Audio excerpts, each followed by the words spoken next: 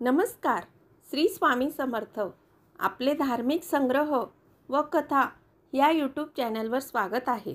आज आपण नागपंचमी कधी आहे आणि नागपंचमीचा शुभ मुहूर्त जाणून घेणार आहोत.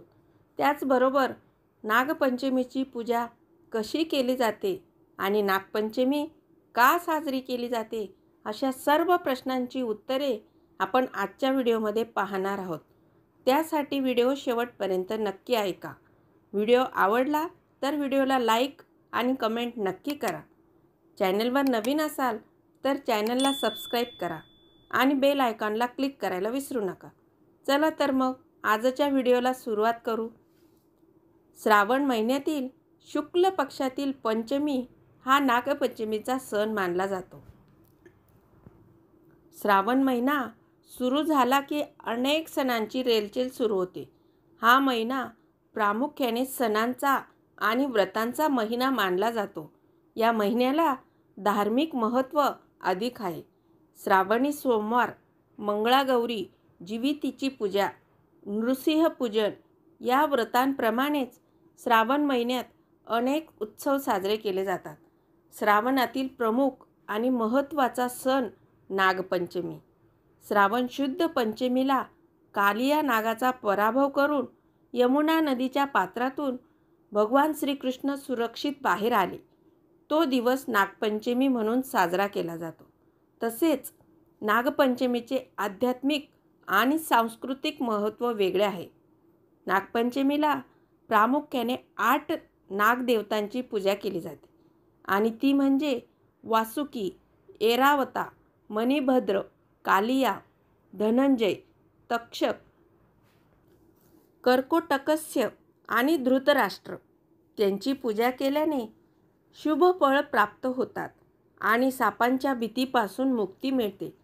श्रावण महिना हा शंकराचा प्रिय महिना असून या काळात नागपंचमी आणि नागपूजेला विशेष महत्त्व आहे.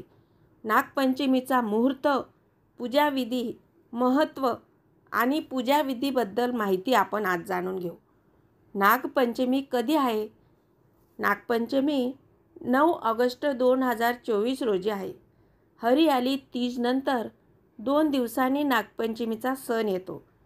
नागपंचमीला नाग अनंत, वासुकी, शेष, पद्मकंबल, शंखपाल, कालिया, तक्षक यांचे ध्यान करताना नागाच्या मूर्तीची पूजा करावी. नागपंचमीचा शुभ मुहूर्त. नागपंचमीचा मुहूर्त हा पहाटे 5 वाजल्यापासून तर 8 वाजेपर्यंत आहे. या दिवशी पूजेसाठी 3 तासांचा कालावधी असेल. या काळात पूजा करणे शुभ मानले गेले आहे. नागपंचमीची पूजाविधी.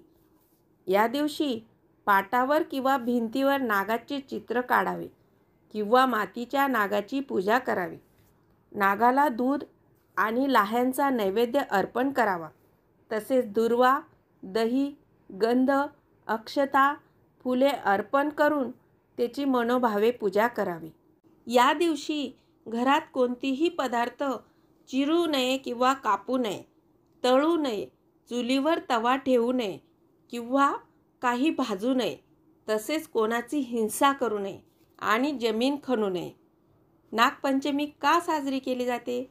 पौराणिक कथेनुसार अभिमन्यूचा मुलगा राजा परीक्षित याचा मृत्यू साप चावल्यामुळे झाला. आपल्या वडिलांच्या मृत्यूचा बदला घेण्यासाठी त्याचा मुलगा जन्मेजयाने नागांना मारण्यासाठी नागदह यज्ञ केला, ज्यामध्ये जगातील सर्व साप जळू लागले. सर्पांनी त्याच्या रक्षणासाठी अस्तित्व मुनींचा आश्रय घेतला. ऋषींनी राजा जन्मेजयला समजावले आणि हा यज्ञ थांबवला. ज्या दिवशी ही घटना घडली त्या दिवशी श्रावण शुक्ल पक्षाची पंचमी होती. त्या दिवशी आस्तिक मुनींमुळे सापांचे रक्षण झाले. त्यानंतर नागपंचमीचा उत्सव सुरू झाला.